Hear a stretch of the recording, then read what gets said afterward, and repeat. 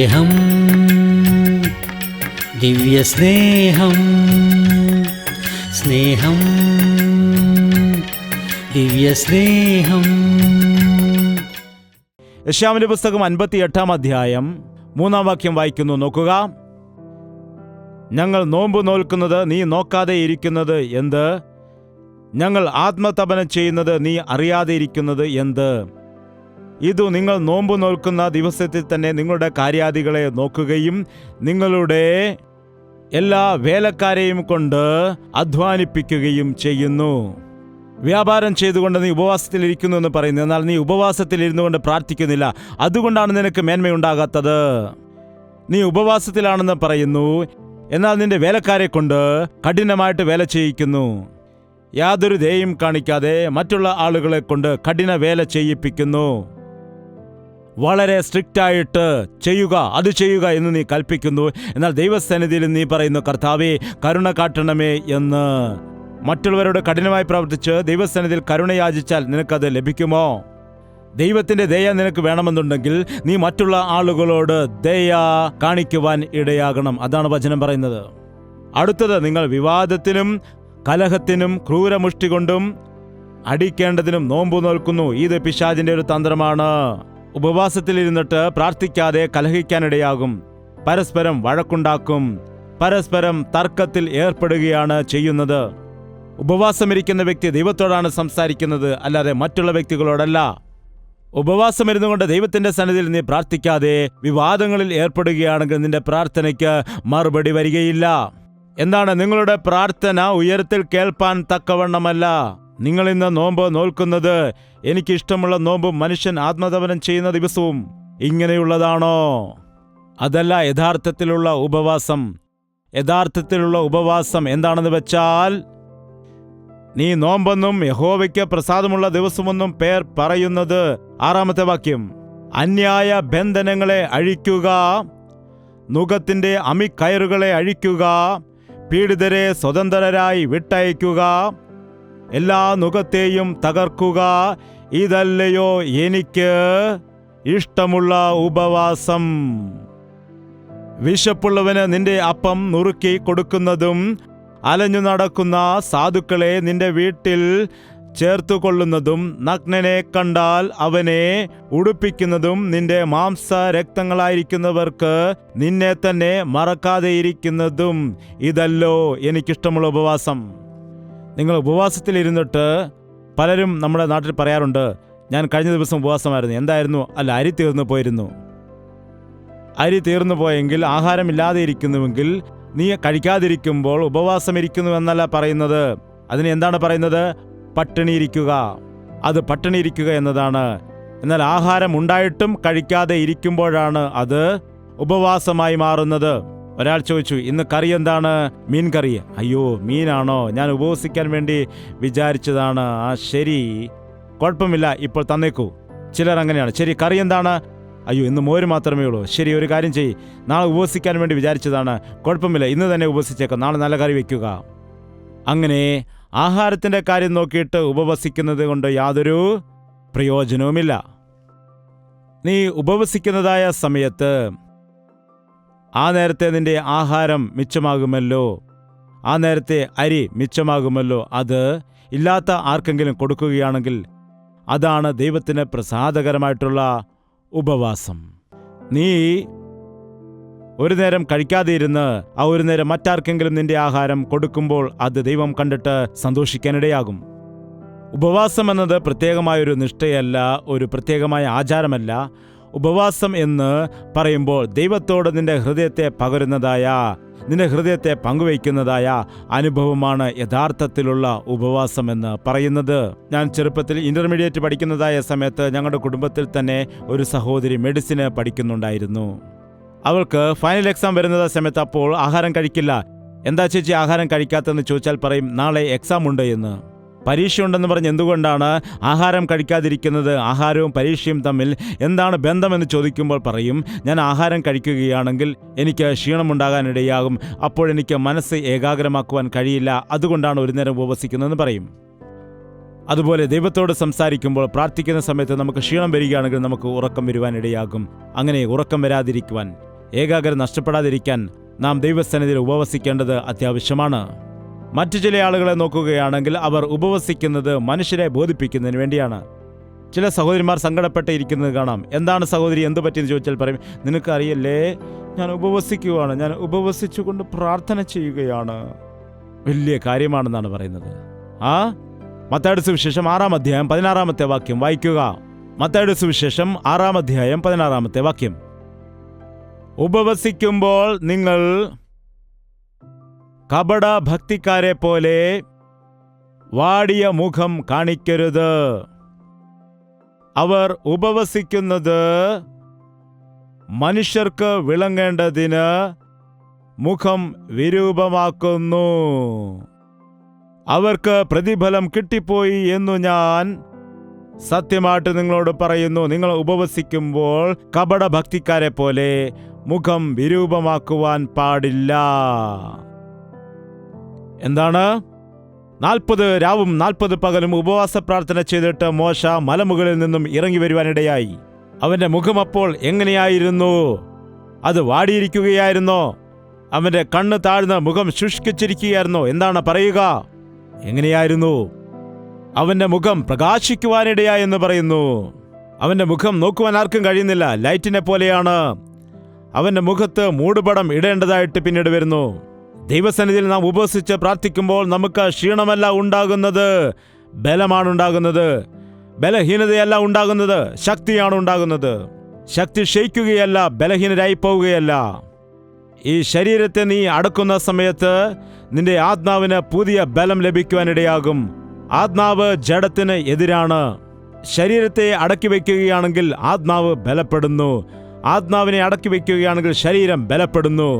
രാവിലെ ഉണർന്നത് മുതൽ എന്തു തിന്നും, എന്തു കുടിക്കും, എന്തു ധരിക്കുമെന്ന് ജഡമനുഷ്യർ ജഡത്തിന്റെ കാര്യങ്ങൾ ആലോചിക്കുന്നു. എന്നാൽ ആത്മാവിന്റെ മനുഷ്യർ ആത്മാവിനുള്ളതാണ് അന്വേഷിക്കുന്നത്. ഉപവസിച്ച് പ്രാർത്ഥിക്കുമ്പോൾ അത് മനുഷ്യരെ കാണിക്കുന്നതിന് വേണ്ടിയല്ല. അടുത്തത് വായിക്കുക. നീയോ ഉപവസിക്കുമ്പോൾ നിന്റെ ഉപവാസം മനുഷ്യർക്കല്ല, രഹസ്യത്തിലുള്ള നിന്റെ പിതാവിന് വിളങ്ങേണ്ടതിന് തലയിൽ എണ്ണ തേച്ച് മുഖം കഴുകുക. രഹസ്യത്തിൽ കാണുന്ന നിന്റെ പിതാവ് നിനക്ക് പ്രതിഫലം നൽകും. പിതാവ് നിനക്ക് പ്രതിഫലം നൽകും. ഉപവസിക്കുന്ന സമയം നിന്റെ തലയിൽ എണ്ണ തേച്ച് നിന്റെ മുഖം കഴുകിക്കൊണ്ട് സന്തോഷത്തോടെ നീ കർത്താവിൻ്റെ സന്നിധിയിൽ പ്രാർത്ഥിക്കുക.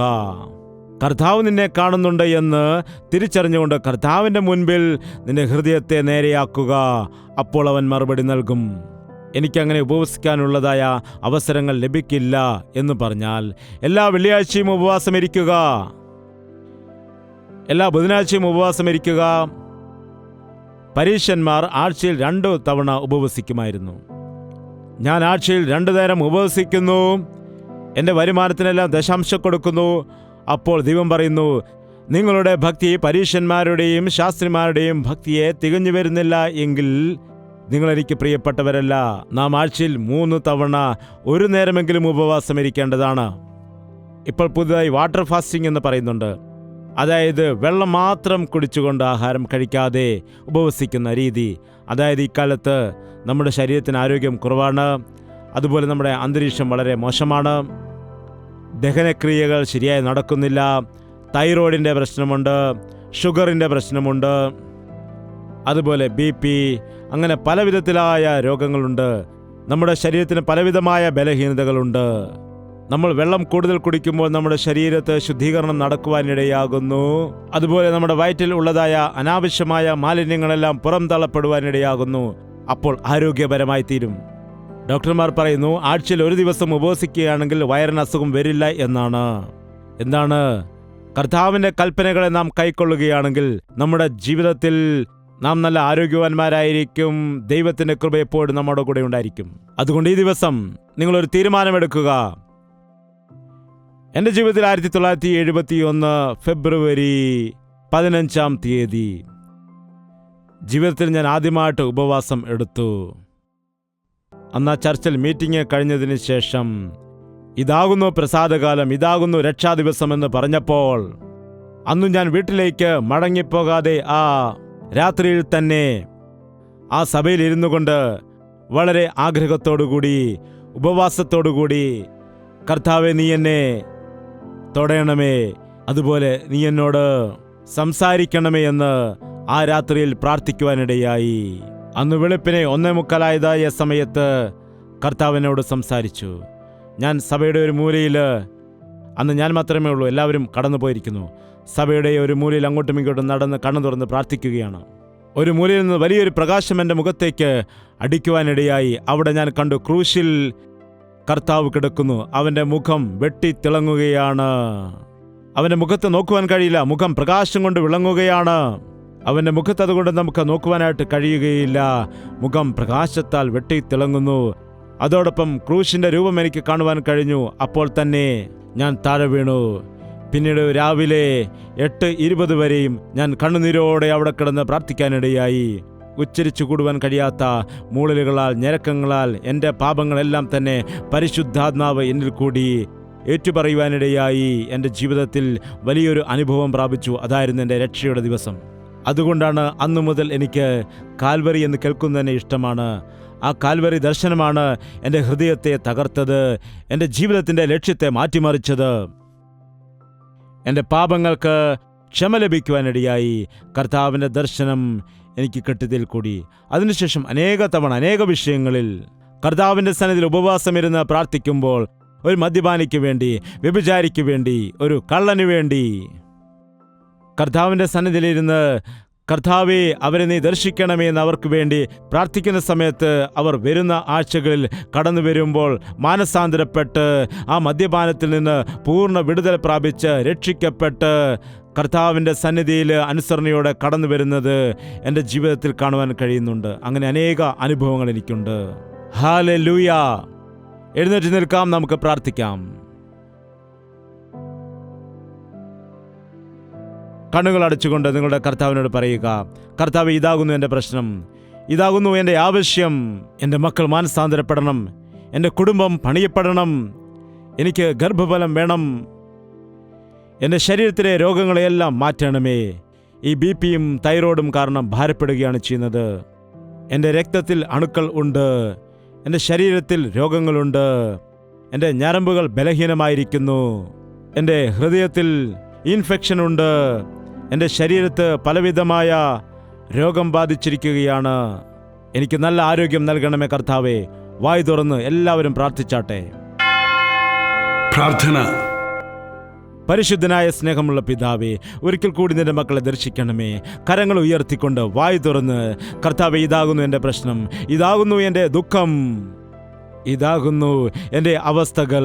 എനിക്കതുകൊണ്ട് പ്രാർത്ഥിക്കുവാൻ കഴിയുന്നില്ല, വചനം വായിക്കുവാൻ കഴിയുന്നില്ല, ഞാൻ ബലഹീനനായി പോകുന്നു, പലപ്പോഴും ഭയപ്പെട്ടു പോവുകയാണ് ചെയ്യുന്നത്. അതുകൊണ്ടാണ് പിശാച് എൻ്റെ മേൽ ഇപ്പോൾ ഭരണം നടത്തുന്നത്. പിശാച് എന്നെ കീഴ്പ്പെടുത്തുകയാണ് ചെയ്യുന്നത്.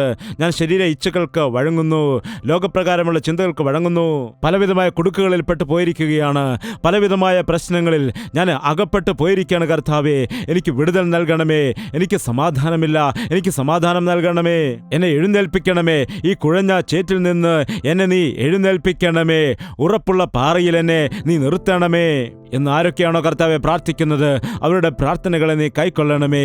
ആർക്ക് ഏത് രോഗമാണുള്ളത്, ആർക്ക് ഏത് പ്രശ്നമാണുള്ളത്, ഏത് പ്രതിസന്ധിയാണുള്ളത്, ഓരോരുത്തരും അനുഭവിക്കുന്ന സകല പ്രശ്നങ്ങളെയും നന്നായിട്ട് അറിയുന്ന ദൈവമാകുന്നുവല്ലോ നീ. ഹൃദയത്തിന്റെ ആഗ്രഹങ്ങളെ നിവർത്തിക്കുന്നവനാണല്ലോ. ഞങ്ങൾ ചോദിക്കുന്നതിലും അത്യന്തപരമായി ഞങ്ങൾക്ക് വേണ്ടി ചെയ്യുന്ന ദൈവമാകുന്നുവല്ലോ. നിന്റെ സന്നിധിയിലേക്ക് ഞങ്ങൾ കടന്നു വരികയാണ്.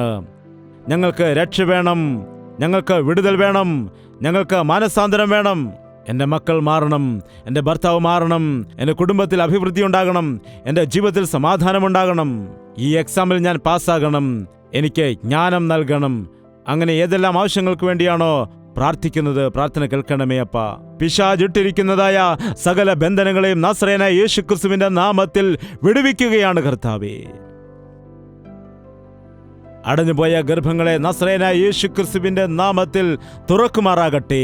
വരുന്ന വർഷം കുഞ്ഞുമായിട്ട് വന്നിട്ട് നിന്നോട് സാക്ഷ്യം പറയുവാൻ സഹായിക്കണമേ അപ്പ. ഇപ്പോൾ എക്സാമുകൾ അടുത്തിരിക്കുന്നു, എക്സാം എഴുതാൻ പോവുകയാണ്. വിജയിക്കുമോ ഇല്ലയോ എന്നുള്ള ഭയത്തോടെ ആയിരിക്കുന്നതായ നിന്റെ മക്കൾക്കെല്ലാം നീ നല്ല വിജയം നൽകിയവരെ ബലപ്പെടുത്തണമേ. അവർ ഉന്നതമായ വിജയങ്ങളെ നേടിയെടുക്കുവാൻ തക്കവണ്ണമുള്ള കൃപ അവർക്ക് കൊടുക്കുമാറാകണമേ. എന്ന് യേശുക്രിസ്തുവിന്റെ നാമത്തിൽ അപേക്ഷിക്കുന്നു പിതാവേ. നമ്മുടെ പിതാവായ ദൈവത്തിന്റെ സ്നേഹവും പുത്രനായ യേശുക്രിസ്തുവിന്റെ കൃപയും ആശ്വസിപ്പിച്ച് വഴി നടത്തുന്ന പരിശുദ്ധാത്മാവിന്റെ കൂട്ടായ്മയും സഹവാസവും നാം ഓരോരുത്തരോടും പ്രാർത്ഥിച്ച സകല വിഷയങ്ങളോടും ഇന്നു മുതൽ എന്നേക്കും ഉണ്ടായിരിക്കുമാറാകട്ടെ. ആമേൻ, ആമേൻ, ആമേൻ.